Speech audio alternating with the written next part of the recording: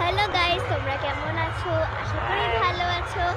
তো তোমাদের আমি আজকে একটা জায়গার সম্বন্ধে বলবো, কারণ এটা হচ্ছে অট্টহাস। এখানে সতীপীঠ একটা, এখানে মা সতীর ঠোঁট পড়েছিল। তো আমরা ঘুরে চলে এসেছি, তোমাদের বলবো কি কি ছিল। তো আমরা এই যে সতীপীঠে ঢুকেছিলাম, ঢোকার পরে ওখানে খুব সুন্দর একটা পাথরের মূর্তি ছিল, খুবই সুন্দর দেখতে। তো ওটা খুবই জাগ্রত, মনস্কামনা সব পূরণ হয়। আর তারপরে ছিল হচ্ছে ভোগ, মানে কেউ ভোগ খেতে পারে না খেতেও পারে।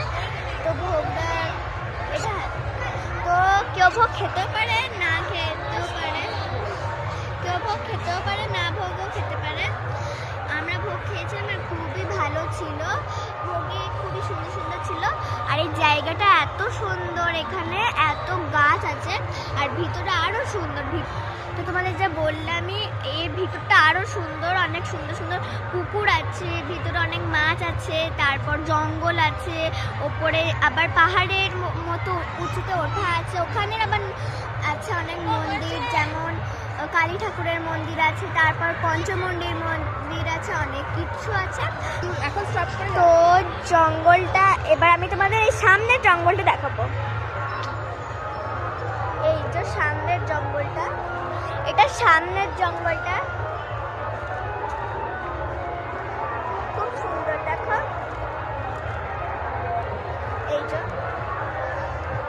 দেখতে পাচ্ছ কত সুন্দর, সবাই খেলা করছে, খুবই সুন্দর। এটা তো সামনেরটা এতটাও সুন্দর না, ভিতরেটা আরো সুন্দর। তো তোমরা যারা আসতে চাও ছোটখাটো ট্রিপের মধ্যে, আসতেই পারো। তো জঙ্গলটা একটু দেখাই, চলো